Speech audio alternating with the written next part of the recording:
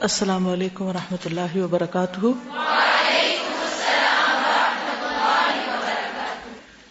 انسان کی تمنائیں بہت ساری ہیں، بے شمار ہیں، جس میں مال، دنیا کی اور رونقیں، زینتیں، کہتے ہیں نا ہزاروں خواہشیں ایسی کہ ہر خواہش پہ دم نکلے۔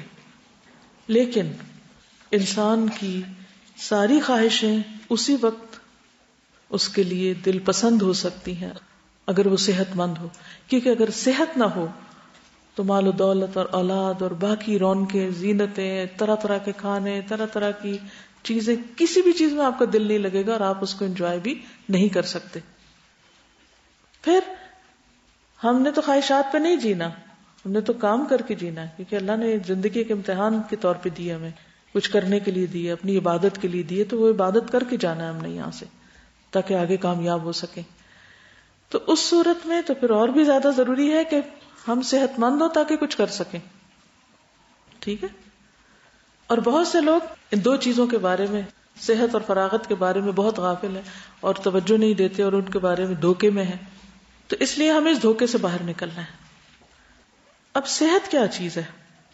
تو ورلڈ ہیلتھ آرگنائزیشن کے مطابق انسان کی جسمانی، ذہنی، معاشرتی اور روحانی طور پر بہترین حالت ایک ایسے معاشرتی نظام میں رہتے ہوئے جہاں اس کو ذاتی ترقی اور نشو و نما اور سیلف فلفلمنٹ کے مواقع میسر ہوں، تو ایسا انسان ایک ہیلدی انسان ہوگا، یا صحت اس کو میسر ہوگی کہ جس میں جسمانی، ذہنی، معاشرتی اور روحانی کتنے ٹارگٹس ہو گئے؟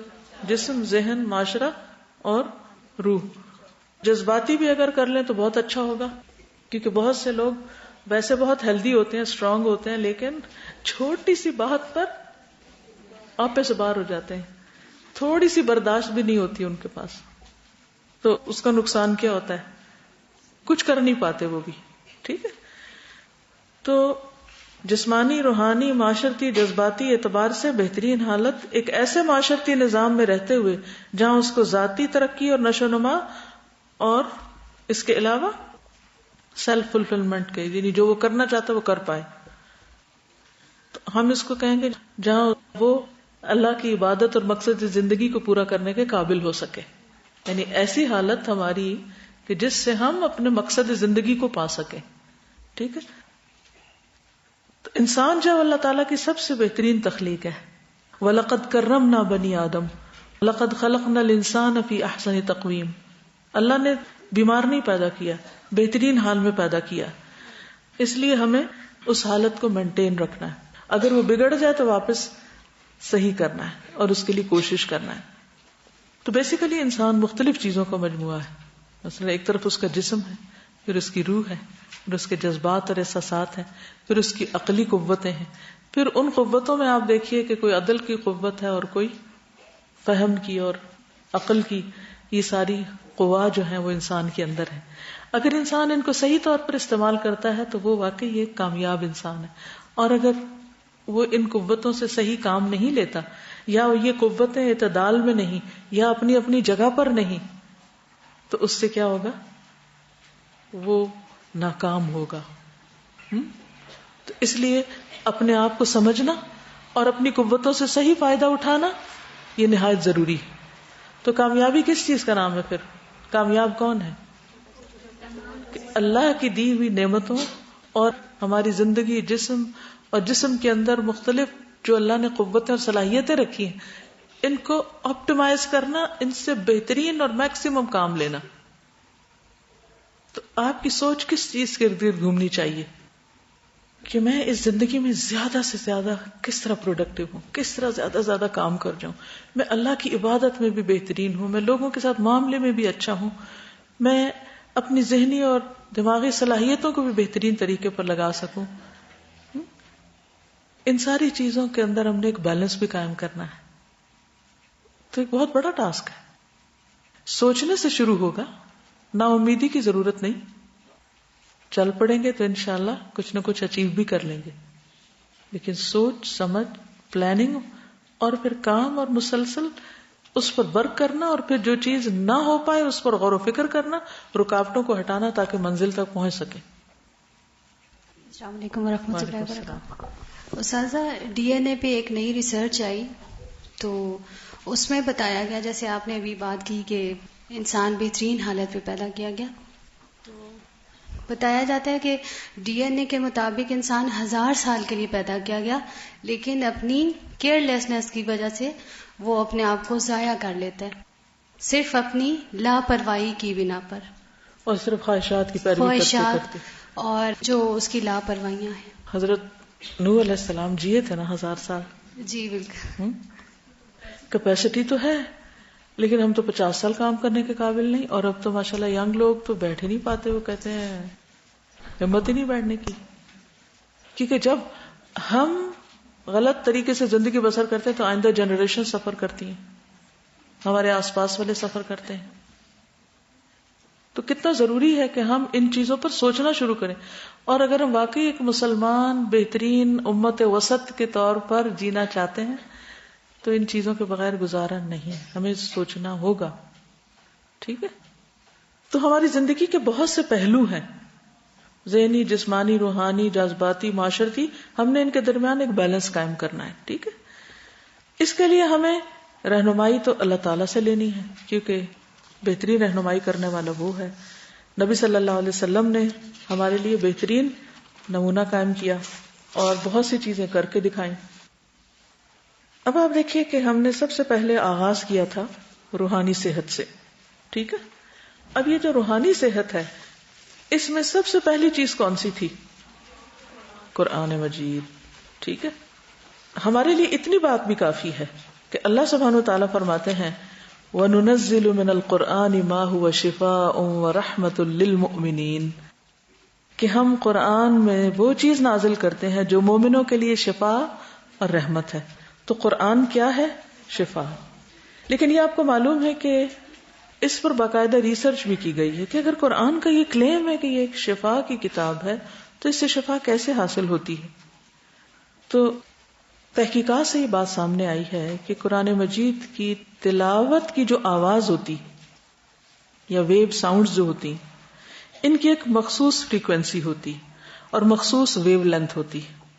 فریکوینسی اور ویو لینتھ. اب یہ جو ساؤنڈ ویوز ہوتی ہیں یہ ایک ویو فیلڈ سپریڈ کرتی ہیں، یعنی وہ یہ نہیں ہوتا کہ بس تھوڑی سی کہیں ہوئی اور ختم ہو گئی، کیونکہ ہمارے جو دماغ کے سیلز ہیں وہ مسلسل حرکت میں رہتے ہیں، مسلسل کام کرتے رہتے ہیں.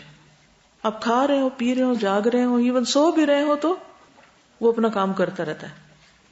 اب یہ انسان کا جو دماغی توازن ہے، یعنی کہ یہ جو ویوز ہوتی ہیں، ویو فیلڈ سپریڈ جو ہوتا ہے وہ اس طریقے پر ہوتا ہے کہ اس سے دماغ کا ایک توازن بحال رہتا ہے. اس لیے بیک وقت جب سننے، دیکھنے اور بولنے کا کام ہم کر رہے ہوتے ہیں تو ان سب میں کوآرڈینیشن بھی چل رہی ہوتی ہے. اب جب ہم تلاوت کرتے ہیں تو اس تلاوت کی آواز سے ہمارے اندر ایک توازن پیدا ہوتا ہے، یعنی کہ ہمارے جو دماغ ہے اس کے اندر ایک توازن پیدا ہوتا ہے جس سے پھر آگے کئی چیزیں پیدا ہوتی ہیں. یہ بھی کہا جاتا ہے کہ اس سے جسم کے اندر اسٹرانگ امیونٹی پیدا ہوتی ہے. اس امیونٹی سے کیا ہوتا ہے کہ وہ بہت سی بیماریوں سے مدافعت کرتی، جیسے کینسر جیسی بیماری سے بھی مدافعت کرتی. ایکچولی کینسر ہے کیا؟ ڈس آرڈر ان سیلز. تو قرآن مجید کی جو تلاوت ہے یہ سیلز کا جو ڈس آرڈر ہے اس کو ٹھیک کرتا ہے، اس کو آرڈر میں لاتا ہے، ری پروگرامنگ آف سیلز کرتا ہے. جیسے کمپیوٹر میں وائرسز آ جاتے ہیں تو آپ کیا کرتے ہیں؟ اس کو ری فارمیٹ کرتے ہیں. جب ری فارمیٹ کرتے ہیں تو پھر دوبارہ سے اس کا فنکشن صحیح ہو جاتا ہے.